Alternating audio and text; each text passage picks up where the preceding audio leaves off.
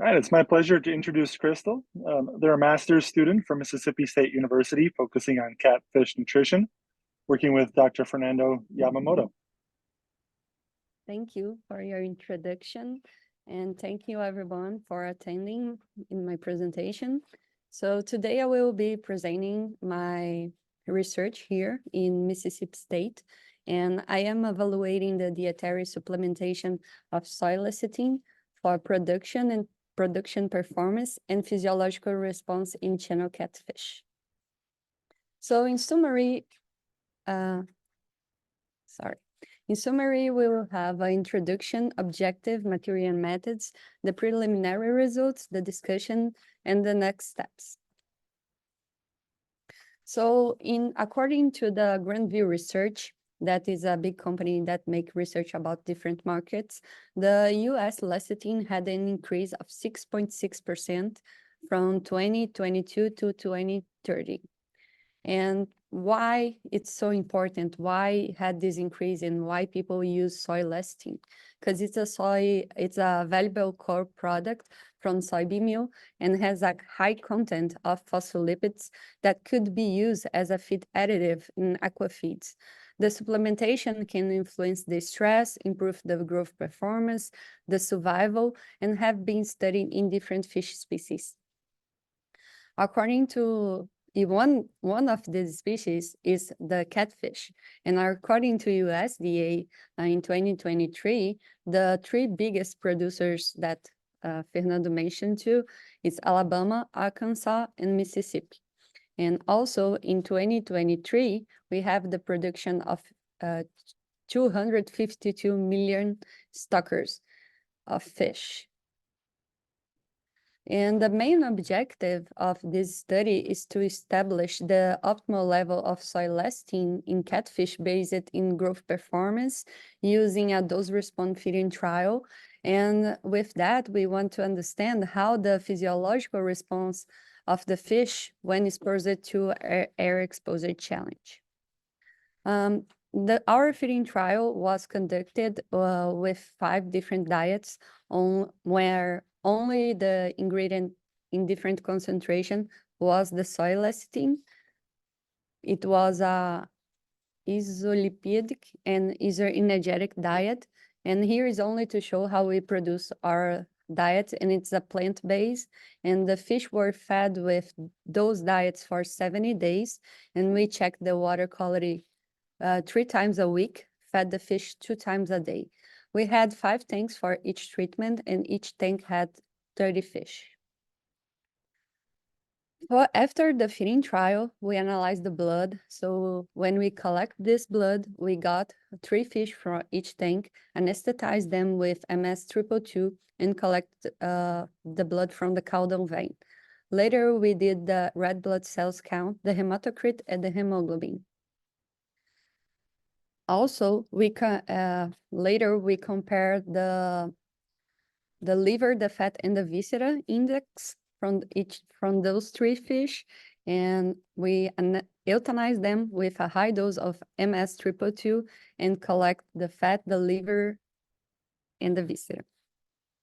For the body composition, we analyzed, it was made at the end of the trial, and we analyzed to calculate the protein conversion efficiency. So we had the sampling from the beginning of the trial, and at the end of the trial, we collect 3 fish of each.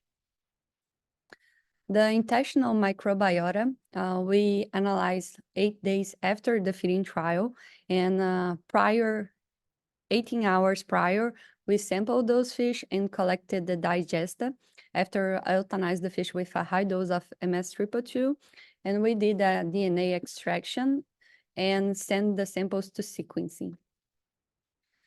For the air exposure challenge, we took all fish at the same time for exposing those fish to the air for 2 minutes, and we had different sampling times to analyze how they react to this challenge.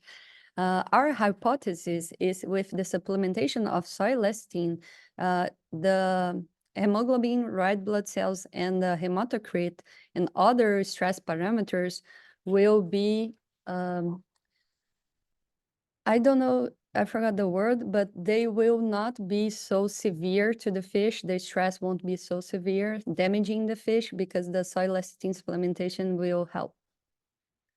For this blood sampling, after the air stress challenge, we euthanized 4 fish, anesthetized 4 fish, collected the blood, did again the red cells blood count, the hemoglobin, and the hematocrit, and we centrifuged the rest of the blood, and we collected the plasma and storage for stress markers. And also at the end of all of this analysis, we did a bacteria challenge by immersion for Idrazella ictaluri, culturing the bacteria in BHI in 27 Celsius, and our target of the OD was 1, and the CFU was 10.26 to 10 to 7. To do our stats, we collected for the feeding trial, we used one-way ANOVA, and using the tanks as blocks. And after, if we had significance, we did a student t-test to compare the means. And for the air exposure challenge, we analyzed using a factorial model way with dietetic treatments. And for the bacteria challenge, we did the Kaplan-Meier survival test. And for the results, we got difference when we analyze the growth parameters in weight gain, feed efficiency, and in the hematocrit. In weight gain, the 1.5 of inclusion of soy lecithin had a higher value compared to the other groups, but statistically, we got difference between 1.5 to when compared to the control. For the feed efficiency, we also had statistical difference between the groups to the control, except for 0.5%. And also 1.5 had a higher feed efficiency. And for the hematocrit, we got a difference between the 2% of soy lecithin and 1%. When we analyzed the body composition, we saw the protein conversion efficiency was a statistical difference between the 0.5 and the control. And when compared to the other groups, we got the 0.5 of inclusion of soy lecithin had a higher protein conversion. And we analyzed the intestinal microbiota when we got the Pylos Evenness Index, statistical significance, and analyzing the bacteria that were present, for example, the Cetobacterium, we could see that is beneficial for the fish because it's a bacteria that fermentate the carbohydrates and synthesize vitamins. So this could be beneficial to the fish.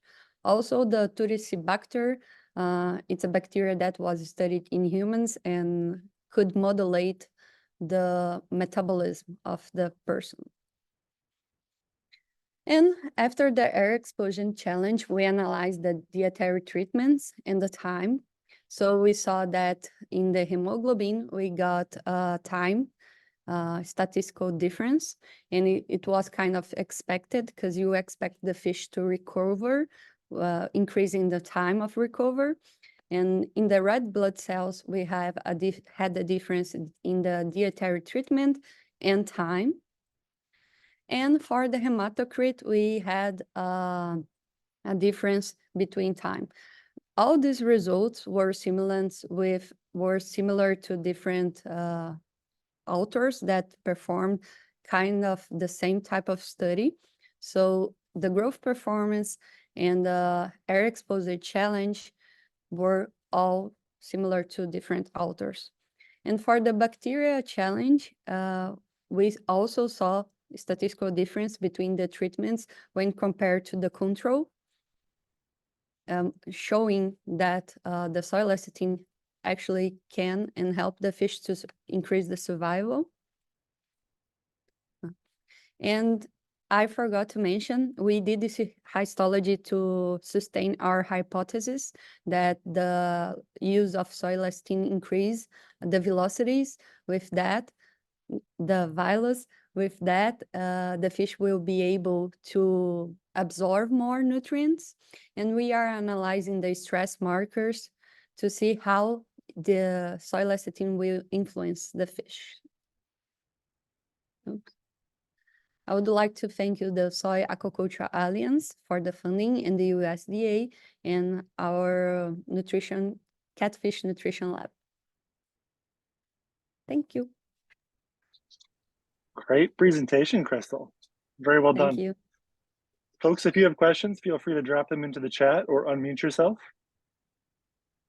You've got plenty of time.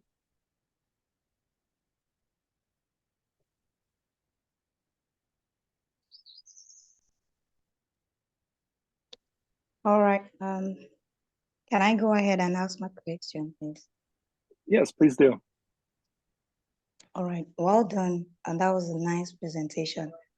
My question is, what informed your choice of Hydrocele telluri for the bacterial challenge? I nearly asked the same question from Jean, but by the time I was ready to ask the question, it was already done with the presentation, so I couldn't ask. So what informed your choice of the Hydrocele telluri for the bacterial challenge? Why not another pathogen apart from Hydrocele? Okay, thank you for your question. So the Ictaluri, Edwardsella ictaluri, it's a bacteria that is prevalent in catfish farming. So that's why we chose to work with this bacteria, so we can have try to introduce a feed additive that could help the farmers in the future with the survival of their fish if they have the problems with the disease. So the idea of this bacteria in specific, and the way that we challenge the fish, is simulating a real problem that the farmers have. So, On the field. yes. Yeah. All right. Oh, thank you very much. You're welcome. And Crystal, you have a related question here in the chat. They're curious why you performed the air exposure stress test and how that might play out in a production setting. So we know that when you have a production, the fish are in a high density and they face a lot of challenge that can stress the fish. And one of these stress could be like harvesting, that the fish are get outside the water and they are air exposure. So we want to know how this type of exposure could influence the fish, because we don't want to have a final product that has, for example, cortisol in the meat. So it's important to have sometimes different type of research that simulates like daily basis stressors from this fish. And not only harvesting, but if you are sampling your fish, like doing a biometrics, you will also stress. So it's important to have a real situation. That's why. Great, thank you. I have a question, if I may, Nick. Yeah, please do. Hey, Crystal. Good to see you. Good to see you. Excellent talk. I just have a quick question for you. When you studied the microbiota, you said you took digesta. Mm-hmm.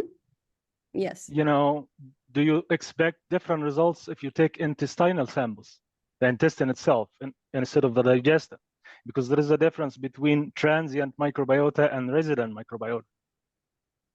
Yes, I believe that if we took the whole intestine, we would have different concentrations of bacteria, and probably different bacteria too, because in each part of in the intestine you have different absorption of different nutrients, and we know that this bacteria present in the digesta consume the nutrients present. So I believe that yes, we would have difference between them. But we collected the final part of in the intestine, because there are a few studies that shows that they are the most high number of bacteria. Okay, great.